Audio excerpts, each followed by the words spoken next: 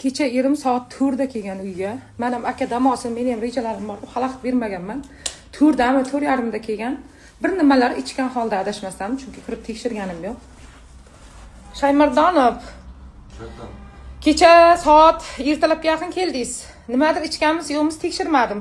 Shu haqida alohida gaplashamizmi yo ertalabgacha siqilib, mana bu betimda bir tarafini yig'laverib, qiyshayib qolgan betimda to'g'rilash uchun kosmetologga boramizmi? Nima deb o'ylaysiz? Bir ikkisim deganday. Xolasiz farqi yo'q, alohida tema qilib ham gaplashaveramiz. Ikkinchi ranting yaxshi. Borib kelaveraymi? Soqqamoni. Bu tema yopildi deb o'ylayman va boshqa qaytarilmaydi degan umiddaman. Chunki bu yuzni siqilib bu yig'idan ishgan yuzni to'g'rilash qiyin bo'lishi mumkin. Tema yopildi. Kosmetologga boramiz qizlar. Urushdan foyda yo'q.